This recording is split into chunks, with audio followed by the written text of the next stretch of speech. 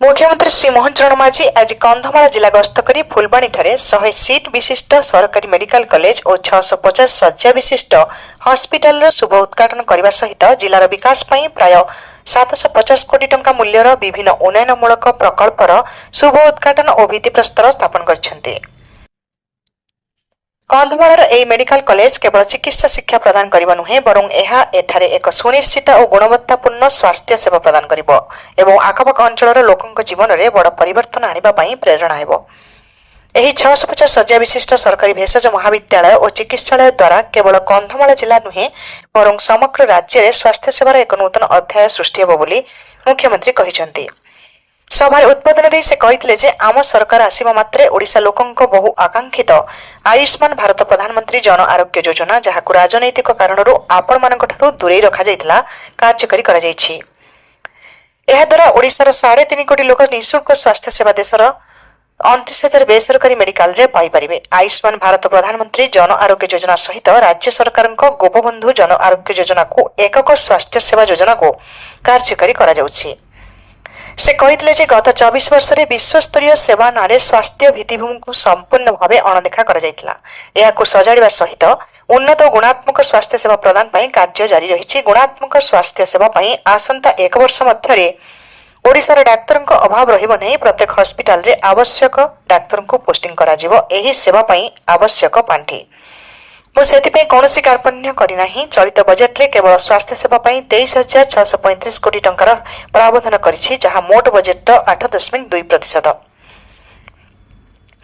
एही महाविद्यालय कंधमाल और आखपाख अंचल युवपीढ़ी मानक पई शिक्षार एक नुआ द्वार खोली। 100 सीट विशिष्ट महाविद्यालय स्नातक पाइबा परे भेषज विशेषज्ञ माने भविष्य में केवल ओडिशा नुहे समग्र देश में गुरुत्वपूर्ण भूमिका निभाई पारिबे।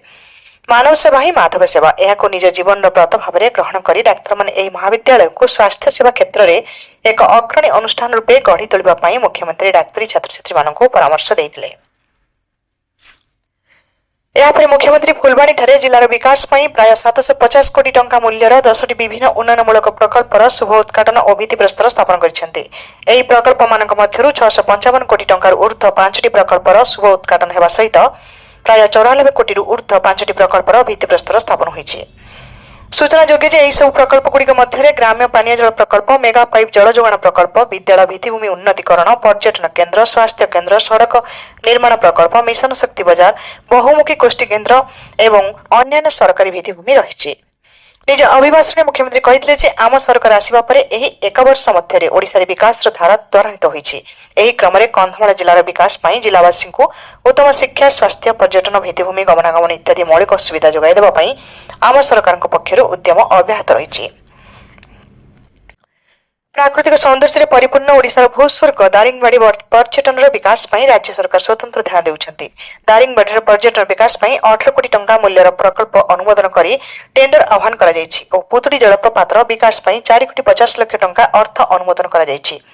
एहा छडा कंधमाल रे थिबा अन्य पर्यटन स्थली गुडीको मध्य उन्नतीकरण करा जाय पर्यटन शिल्पर विकास करा जिवो। पर्यटन स्थली गुड़िकर उन्नतीकरण हेबा फल एठिकार स्थानीय लोक माने पर्यटन क्षेत्र में नियोजित हो पारिबे बोली मुख्यमंत्री मत पोषण करथिले। से कहिथिले जे कंधमाल जिलार प्राय 54% अधिवासी होउछन्ति आदिवासी संप्रदायर। आम देशर यशस्वी प्रधानमंत्री श्री नरेंद्र मोदी जी दायित्व नेबा परठारु जनजाति संप्रदायक उन्नति और कल्याण साधन पाई अनेक कार्यक्रम जारी रखिछन्ति।